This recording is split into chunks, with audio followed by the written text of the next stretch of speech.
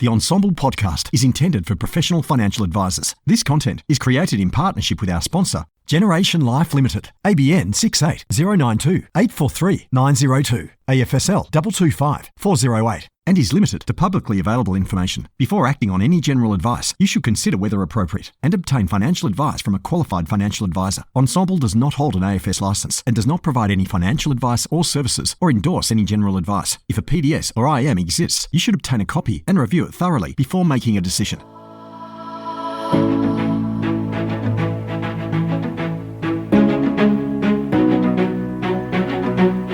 You're listening to Strategies to Facilitate Intergenerational Wealth Transfers, a special 5-part mini-series from the Ensemble podcast. Over 5 episodes, we talk to authors, practitioners, product providers, and a lawyer to reveal what works and what doesn't for advisors and their clients when it comes to retiring and leaving a legacy.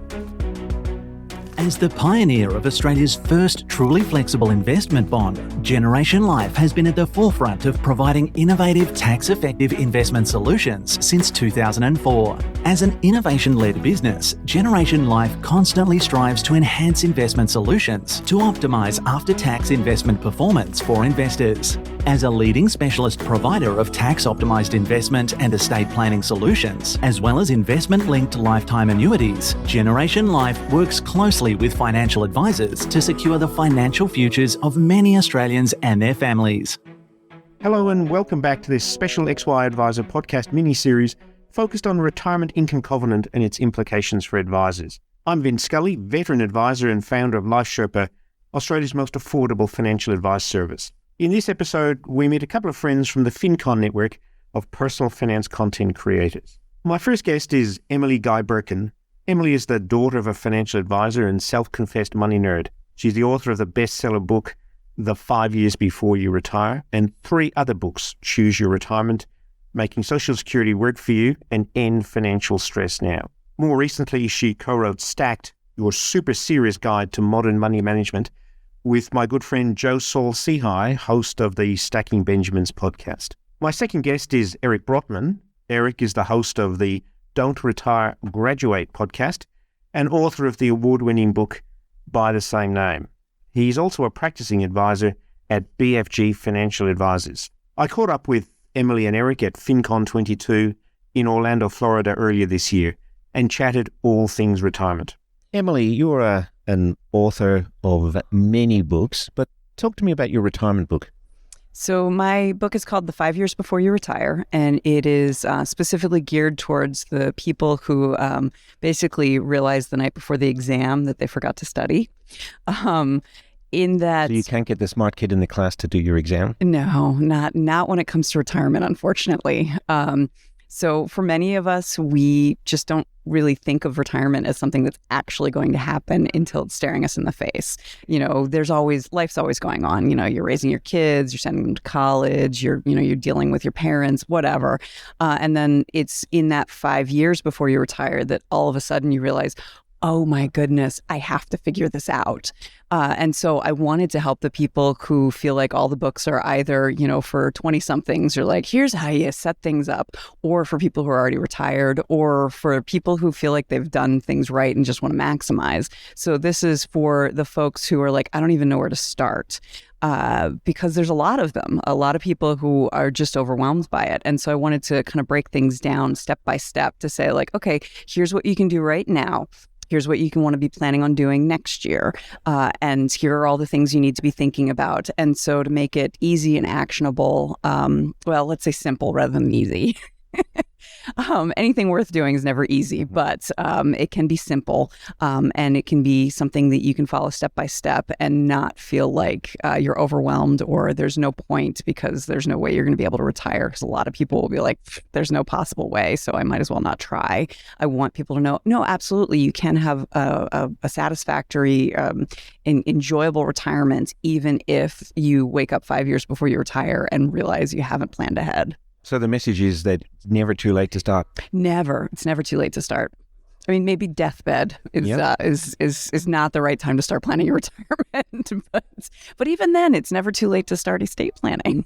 Well, and you don't have to save a whole lot if that's when you start. True. And you really don't, Yeah. your run rate is reasonable. It's very, very reasonable at that point. I'm also joined by Eric Brotman, who's a financial advisor, founder of BFG, which doesn't stand for Big Friendly Giant Financial Advice, and the author of Graduate, Don't Retire, which I think is a great message.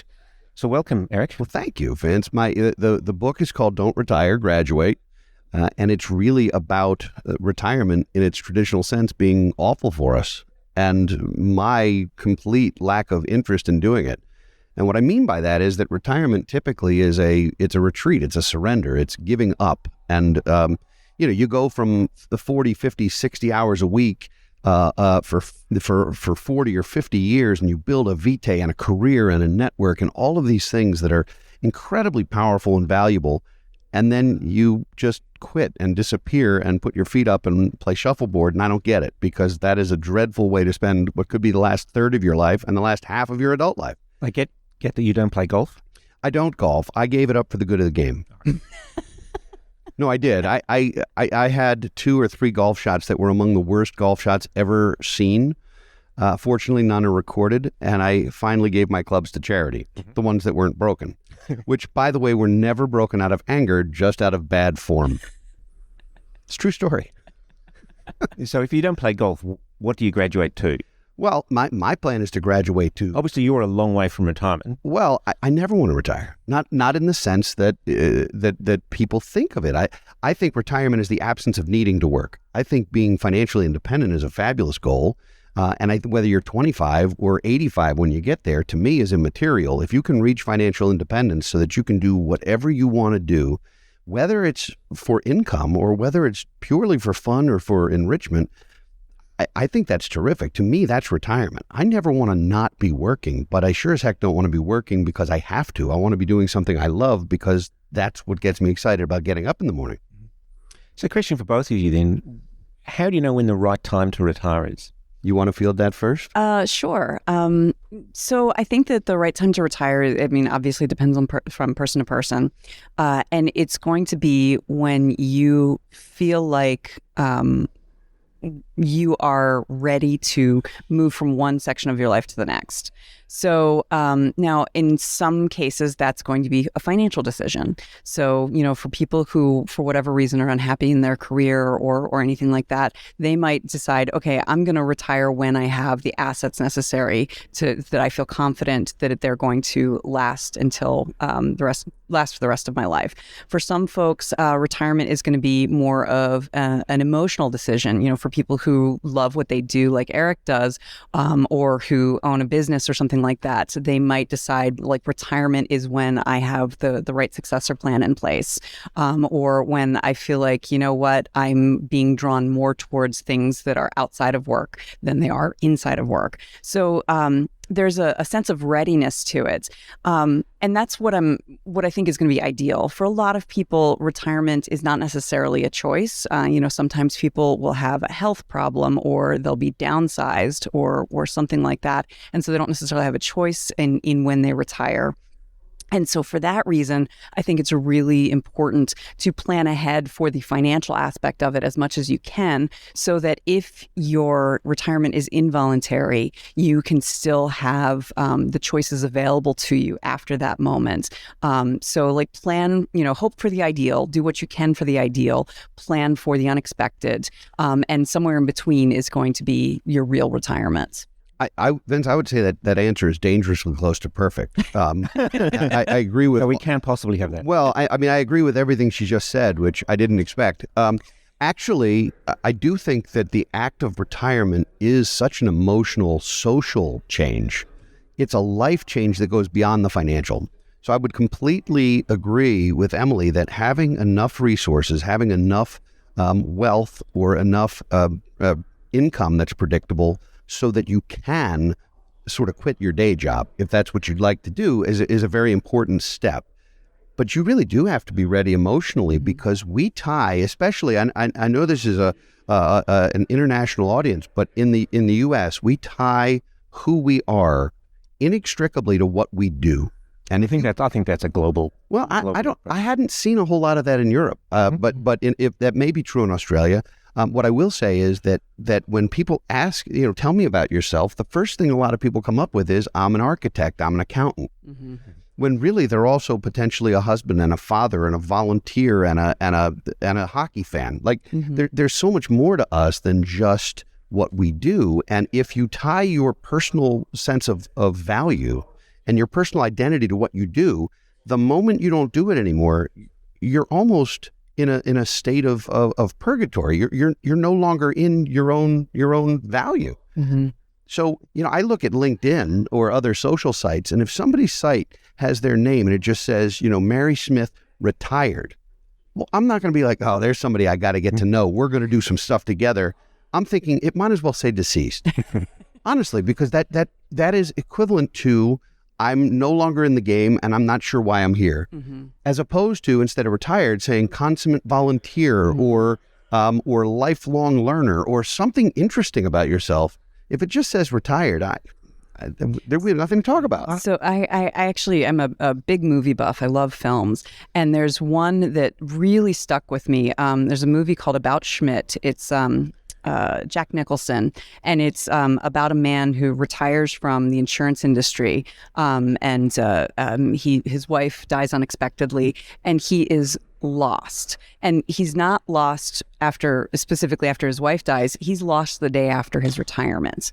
That film stuck with me so much because it reminded me of how we so often define ourselves by what we do for a living. And we, no matter how you kind of try to paint a pretty picture on what retirement's going to look like, because he gets, this luncheon and the gold watch, and the next morning his wife prepares breakfast for him in the RV that they're going to travel in, but he doesn't have anything to do every day. He doesn't have a purpose or a place, and it's a kind of a bleak movie, but it's an important one because I don't feel like we often talk about it, because for so many people, retirement seems like a goal in itself. But if you make retirement your goal and you say, like, I'm going to be happy on the other side of retirement, you're not really valuing your own life. And so this is the difference, I guess, between retiring from something and retiring to something. Absolutely. 100%. But picking up on the theme of that movie, what did you say it was called? About Schmidt. About Schmidt. I have seen it, and it is bleak. Yeah. I mean, it is a dreary film. It's not something you're going to watch to then get real excited about your day. I mean, it's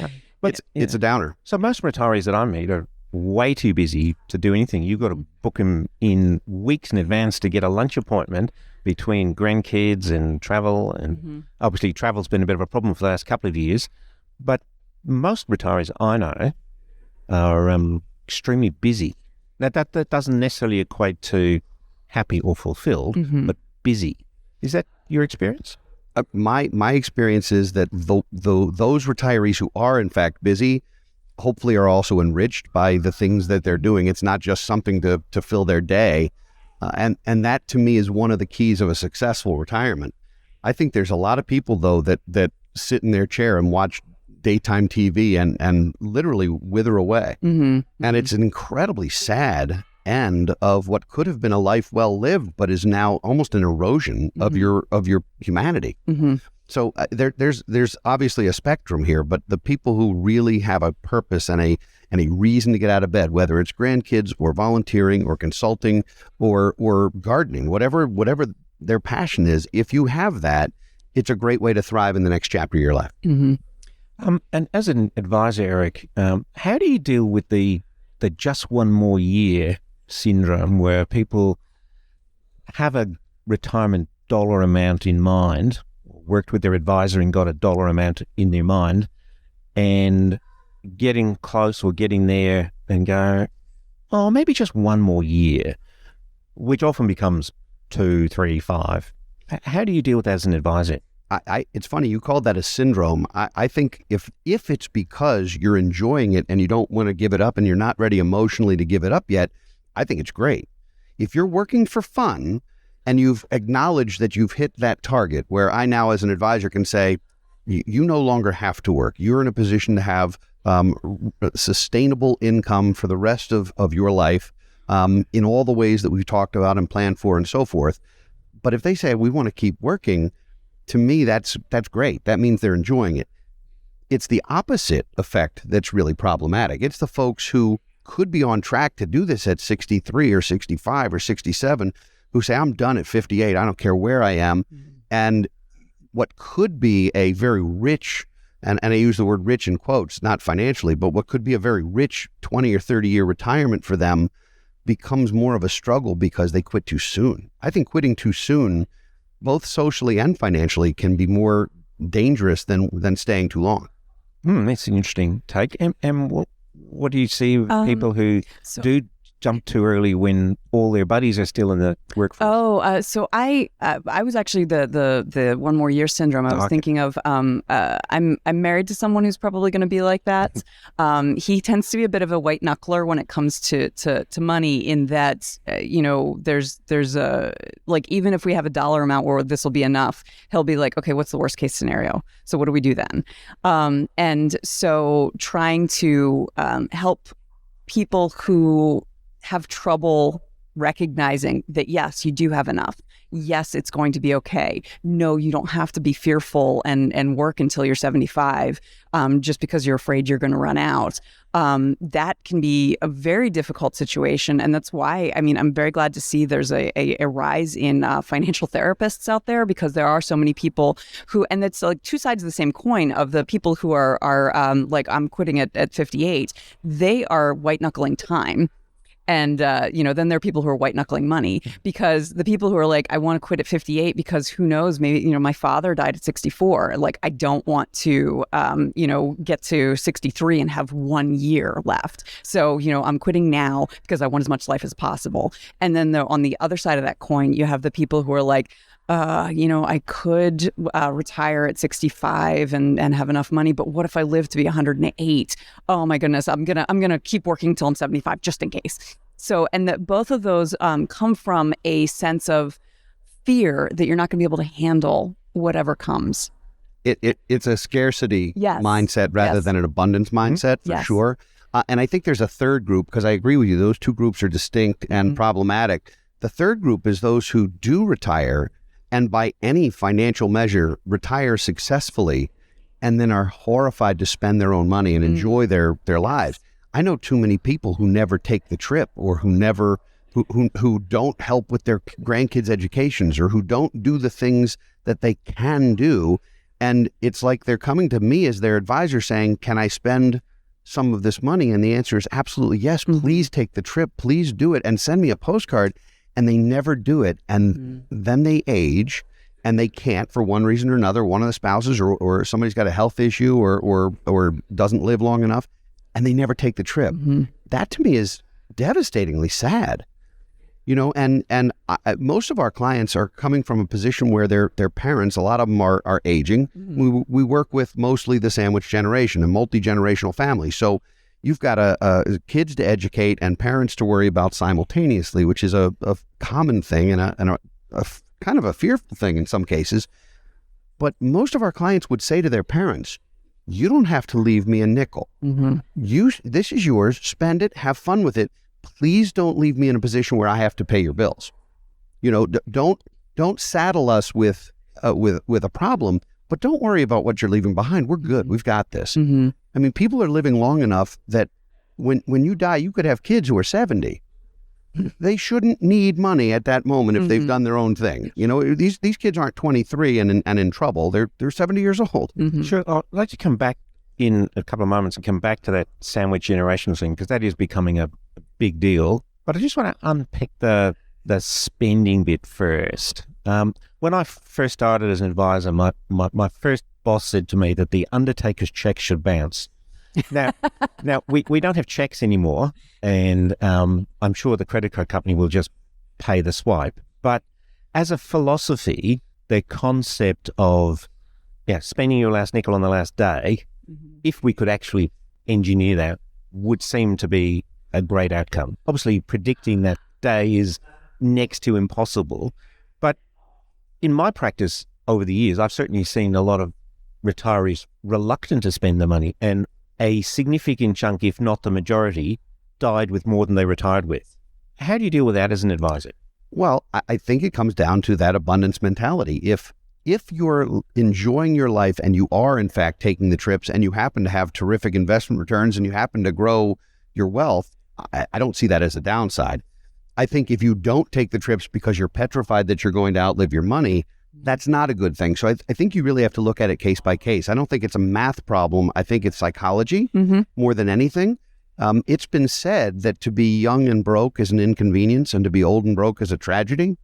And in that particular case, you don't want to be 83 years old and still alive and have that last check bounce, because it's not your last check where it is and you have a new problem. So people are legitimately afraid to outlive their money. That is a very big fear, because especially for retirees who aren't still working in some capacity, if you don't know that you can wake up tomorrow and make more, it is different than if you believe you can. In other words, if one of us here were suddenly saddled with a bill we didn't expect or a surprise we didn't expect and had to spend every nickel we had, we would still wake up tomorrow and go make money. That's not true necessarily when you're fully retired, and that's a scary proposition, I think. I mean, one of the things you're describing there is what actuaries call longevity risk. And I must admit, as I approach 60, I think it much more as longevity opportunity. But managing that is obviously a tricky situation. And your point about, people being petrified about outliving their money. What are the things that you do as an advisor to help deal with those thoughts? I think in the advisor community and when we work with clients, the important thing to understand is that clients have spent, all of us have spent 20 or 30 or 50 years with an accumulation goal, with a plan to build it. And that's actually very easy math. You put X dollars away every month for Y years, you get Z%, and voila, here's your balance. That's easy. The hard one is, how do I use it?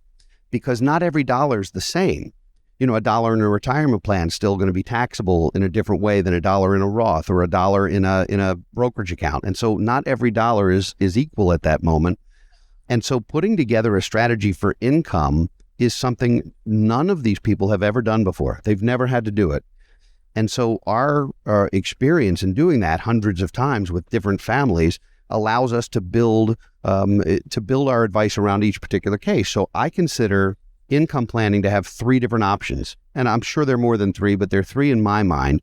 And it's all based on your withdrawal rate. How much, what percentage of your working assets, and by working assets, I'm not including your house necessarily or other intangibles. I'm talking about the assets that you can convert into income. What percentage needs to be utilized on an annual basis in order for you to live with dignity and hopefully with joy? And if that number is under 3%, you can almost do anything you want. I mean, you've got a total return mentality. Things can be in one big bucket and you can just sort of pull out of it. And barring the black swan, and you prepare for that in various ways, but barring the black swan, you're okay. The 4% rule is not, this is a common fallacy, I think. 4% is too high a draw unless you are doing what I like to refer to as asset segregation. And asset segregation is having specific assets in your portfolio set up for specific time frames ahead. And so it's called the bucket theory, or there's different strategies around it. But the idea is, if you have 5 to 10 years of money that is not at particular investment risk, then the rest of your portfolio can have some risk in it, because 10-year period is generally long enough that you're not going to have a 10-year bear market. If we do, we have a new problem. But by all conventional wisdom, every 8 to 12 years or so, we're going to have a bear market of some kind in various ways, and assets will get decimated in some way. And as long as someone who didn't live through the 70s. Well, I mean, it does happen. I lived through the 80s. I was alive in the 70s, but did not care about money per se at the time. Apart from pocket money. Well, I needed for the arcade. But so that's the second strategy. And then the third one, and it's one that gets a lot of press, and a lot of that press is negative, is annuitization. And one way to deal with longevity risk is to turn some of your assets into a predictable insured income stream. And that means using annuity vehicles or annuitizing one of your various accounts. And unfortunately, annuities have been so vilified and so bastardized by so many people, especially salespeople who don't really know what they're doing and hurt people, that there's a great deal of fear and uncertainty around what is, frankly, a very decent longevity plan if you use it properly. And much of that view, I think, is based on history, that, what the market looked like 10 or 20 years ago, that when you, obviously, products differ from market to market, but as a general rule, I would have thought that the more modern products are a much better vehicle than the ones we had 10 or 20 years ago. I wouldn't necessarily say they're better or worse. They're certainly different. Mm-hmm. Annuities aren't good or bad, generally. There's some exceptions, but generally they're not good or bad. They're just right for you or not right for you. And they can be used properly or not. That's like saying you've got a toolbox in the garage with all these different tools, and if you're trying to build a ship in a bottle and the tool you pull out is a hammer, it's not going to go well. That doesn't mean it's a bad tool. It just means it's the wrong tool for this job. And so in that particular case, it's important to look at it one-on-one. One size never, ever fits all, especially when it comes to income planning. There are so many variables, many of which we can't control. I mean, you have inflation, you have health and welfare, you have longevity, you have things we can't possibly reasonably predict. And so many financial advisors rely on Monte Carlo simulations, which is this idea of having a percentage chance of success. You have an 87% chance that this is going to work. Well, that to me is a 13% chance that you're out of money. So I don't like that. And there is no 100% chance, let's face it. So it's never going to be perfect. I think you have to look at it case by case. And I don't think an annuity is a dirty word. I just think they have been used improperly in so many scenarios that it makes big news, and that's problematic. They're certainly not for everyone.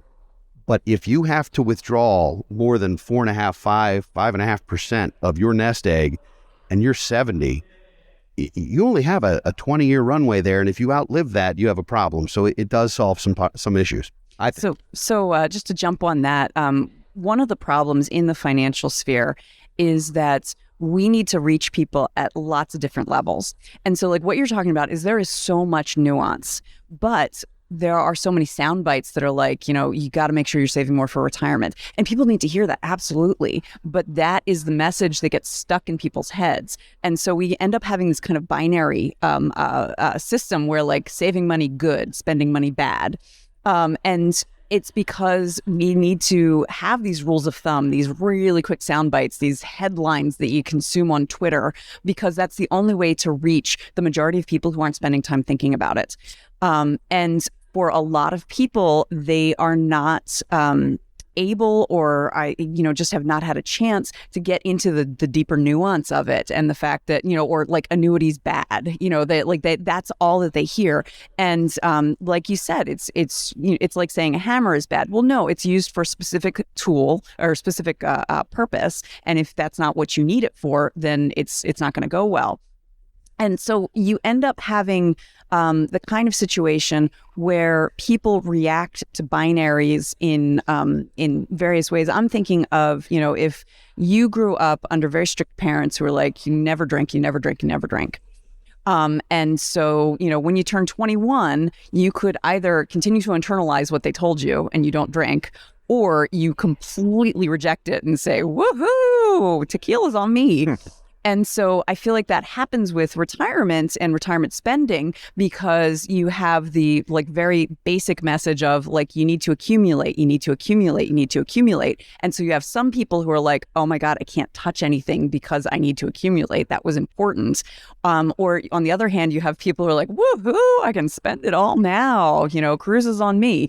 So, and that's part of the problem, and part of, why I do what I do is bringing nuance to people who don't spend their days thinking about money, who don't spend their days thinking about, withdrawal strategies and assets under management, all of that. So those are the things that it can get very, very difficult, because it is so complex and so nuanced and so idiosyncratic to each individual retiree. And yet the only way to get a message to everyone is to paint with a very broad brush. Yeah, and I guess this, you talked about the 4% rule, Eric, which should probably be better characterized as the 4% observation. And because it really is just based on history and is we all know past performance is no guarantee of future performance. So don't we have to get back to a sort of a probabilistic measure at some point? I know you're sort of very dismissive about the 87% success rate. I must admit, I'm in the 30% failure rate school, but because that's the bit that matters. The 87 is, well, that's what you're supposed to do for me as an advisor. The 30% is the bit that doesn't. But to think of it, a human blindly spending 4%, regardless of having what markets have done and what the world's done, does seem a bit naive to me. The humans don't behave that way. Well, the humans don't behave that way, and life doesn't work that way. You know, life works that way until you need a roof or a driveway or a car or something happens that year or there's a medical issue. So contingency planning matters. Risk management matters. There are so many financial professionals out there who spend so much time talking about your portfolio and your asset allocation that they completely forget that there is cash management and debt management and risk management and other components to a solid financial plan. A financial plan is only ideal if it works no matter what. Well, let's think about the things that can go wrong, and let's decide which ones we need to defend against and which ones we can bear. And when you start talking defense and risk management, sometimes that means insurance, but this is not euphemistic. It doesn't have to be insurance. There are other ways to do things. There's asset titling, there's legal documents, there's other types of strategies that can work. So when I say risk management, that doesn't mean go buy insurance. But there are some risks that we cannot bear. And if you cannot bear that risk, you have to assess the likelihood of that risk happening. I mean, I can't bear the risk of a piano falling on my head while I'm sitting here. I don't think that's a pretty low risk. Well, I think it is. I don't think it's something I should run out and buy falling piano insurance. All right. Some people would think that's actually I've got a policy for you. Yeah. No, I sign right here. What does that cost? Because I'm at a concert hall. Aren't they called umbrella policies? Yeah, pretty strong umbrella. Yeah, they should. So it's solid. My point is that there are risks that we insure against on a day-to-day basis that are very expensive to insure against that are also unnecessary. Mm-hmm. You know, most people spend more time worrying about the ding and scratch in their car door than they do about the big stuff. Mm-hmm. And so the only reason to use insurance is because there's a risk you cannot bear that has a likelihood that is reasonable enough that you should plan for it in that way. Like living to 103. And that's one of them, longevity risk. So how do you plan as if you could not wake up tomorrow and at the same time plan that you could be 106? And that's a very interesting and difficult proposition, and that's partly why financial advisors aren't going anywhere. And for most 65-year-olds, that risk is a much bigger risk than what the market's going to do tomorrow. Absolutely. What the market does tomorrow should be irrelevant to almost all of us. It should not matter what happens tomorrow, next week, not even next year if we've done it right.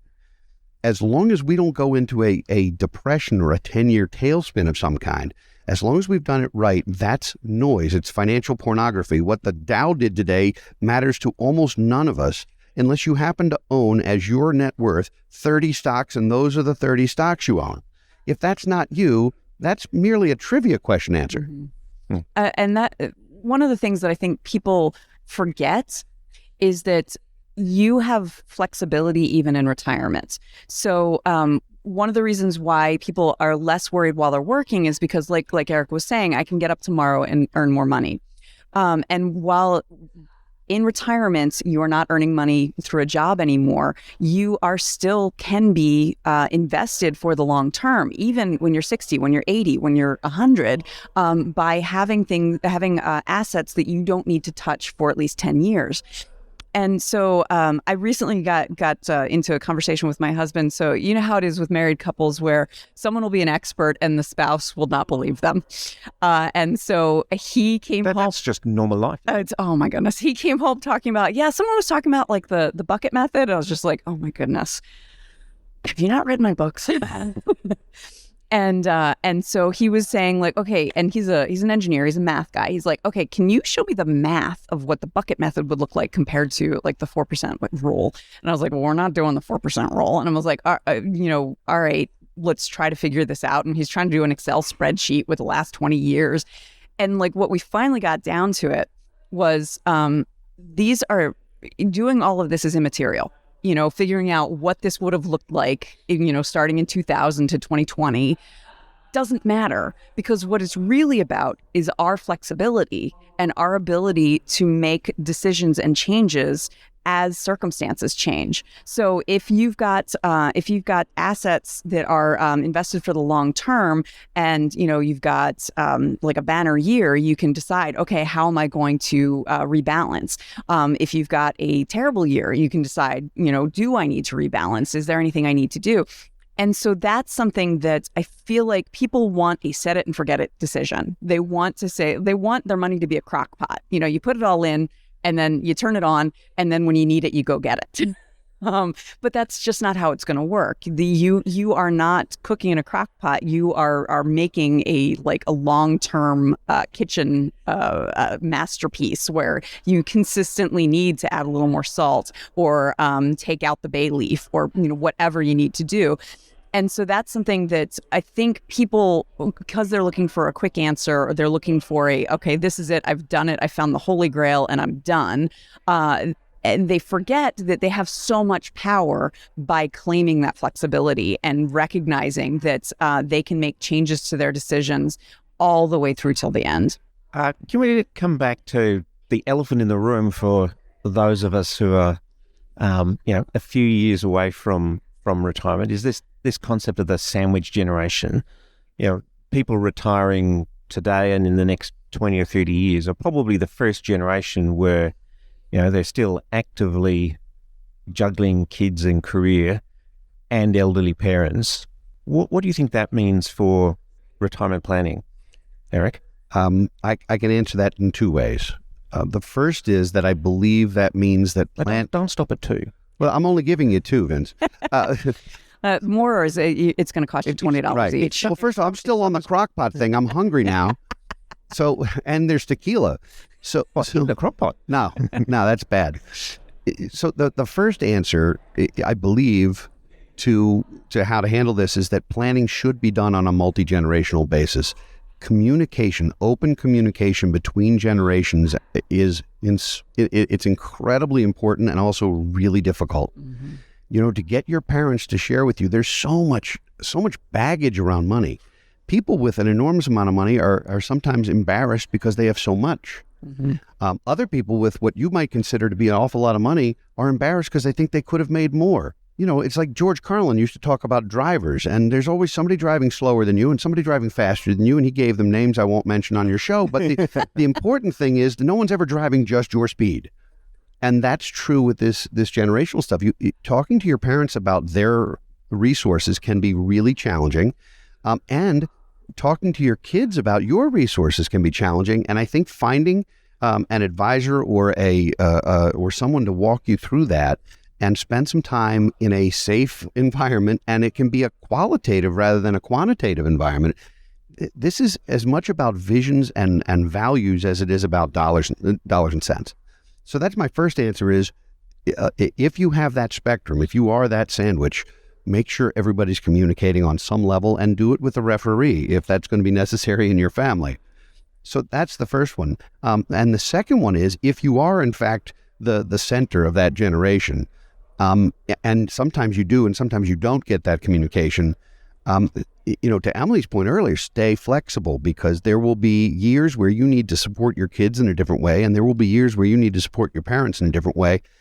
But it all comes back to the airplane safety lecture, which is, in the event of cabin pressure, masks will fall. Please secure your own mask before securing the masks of others. Same thing's true with money. People have nearly bankrupted themselves educating their children. And for people who do that, I will say, I understand education's important, and I understand what you're trying to do. Which of your highly educated children do you plan to live with? Because you're going to be out of money when you do this. So, and I say that a little bit tongue-in-cheek, but the truth of the matter is, you must take care of yourself and your spouse and your immediate family first. If you can do that, there are other ways to handle some of these other expenses.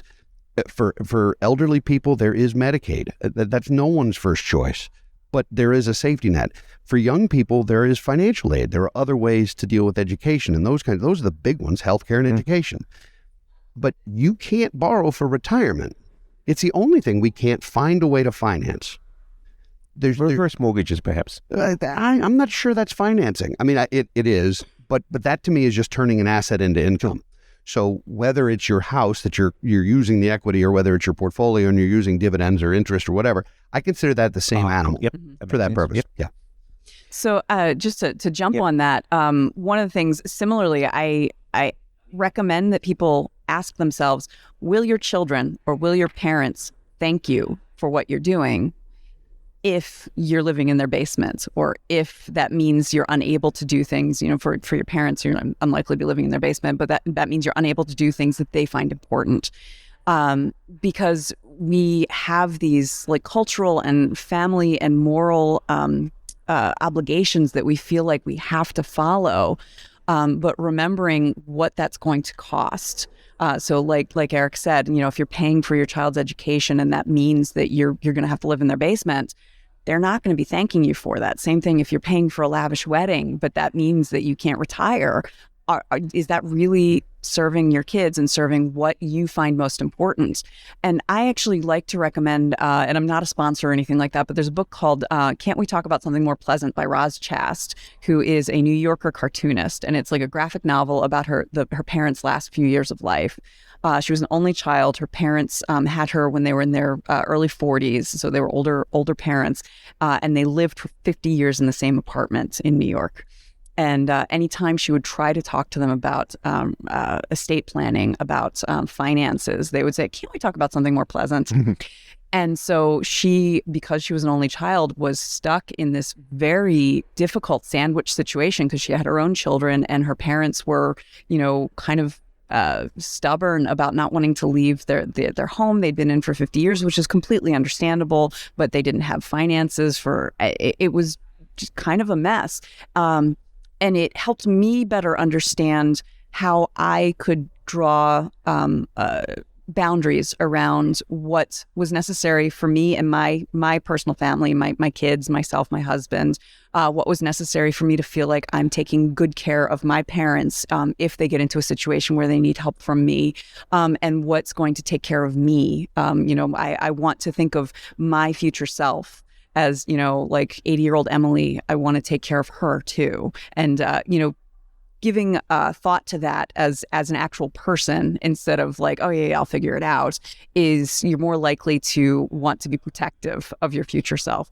And so I think that that's so difficult and so hard to parse out, but taking the time to think through, like, what is this going to cost if I bankroll my parents' assisted living when I can't afford to do that? What's it going to cost if I pay for my kids' college and, set them up in an apartment that's, when they could live at the dorm or whatever?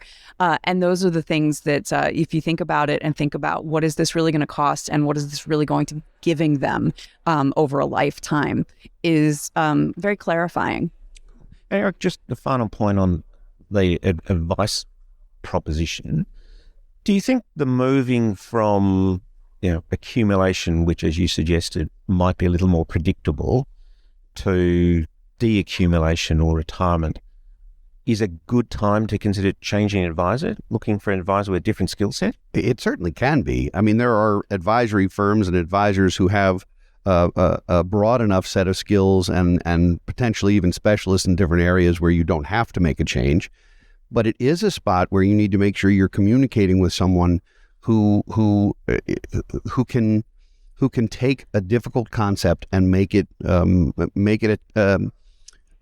accessible to you, because it is a different conversation. It is a different language. It is if you've been and I always say we don't represent cowboys. But if you've been like a speculative investment cowboy your whole life here, and now it's time to figure out this other thing, the advisor who has shepherded you through that process, and I use that word loosely, it may not be the right person for you. But if you're working with a certified financial planner practitioner and you're working with a firm that has depth and expertise, I don't think it's necessarily a time for a change. I think for people who've been doing it themselves, it's a really good time to start thinking about getting advice, because doing it yourself as an accumulator is something very natural to us. We've been thinking about it since we earned our first paycheck. the shift to income planning is something we haven't thought about at all, and most people are not prepared for not only the nuances, but the tax ramifications and the other decision points. So if you've been doing it yourself, that 5-year or so window that Emily writes about is a perfect time to either make sure that your current advisor is ready, or if you've been doing it yourself, it's a good time to find someone to walk you through what is going to be usually a very binary moment. There are some people who retire and then go back to work, and so it's not quite as stark a contrast, but most of the time you go from cashing paychecks to having to write your own, and it's different. And as an advisor, what should I be doing to protect my existing clients who I've worked with in accumulation as they go through this change that you've just talked about? I think having this conversation with them regularly along the way and preparing them for the fact that it's coming will be very helpful, to know that even if they're not quite ready for it, the fact that this is a skill set that not only do we have in a language that we speak, but it's also something we've done countless times, will create more ease, I think. Okay, well, we should probably think about wrapping it up there, but if you could maybe, Emily, start with you, share with our audience where they can find more of your work. Absolutely. So you can find me at my website, emilyguyberken.com, and that's EMILYGUYBIRKEN.com. I'm also on Twitter at EmilyGuyBerken and on LinkedIn. And then if you are interested in seeing something that is not financially related, I have a website called YourOneGoodThing.com, where I share one good thing every single day, trying to just remind people to stop and recognize the little joys, the sweetnesses in every single day. Eric? All of the resources, the books and courses and podcasts can be found at brotmanmedia.com. And if you're interested in I'm going to spell that for our Australian audience. BROTMANMEDIA.com, brotmanmedia.com. And for those folks who are interested in learning more about our financial planning and wealth management services, we're at BFGFA.com. Thanks to Emily and Eric for sharing their thoughts on a busy day at FinCon 22. That was Emily Guy-Berken, author of the 5 Years Before You Retire, and Eric Brotman, financial advisor and host of Don't Retire, Graduate podcast. The key takeout for advisors here is that retirement advice is more about the person than about their money. Understanding this is the key to building a successful retirement advice practice. In the next episode, we'll catch up with some Australian advisors who are doing just that and building great advice businesses. So till next time, I'm Vince Scully, and you're listening to the XY Advisor podcast. Bye for now.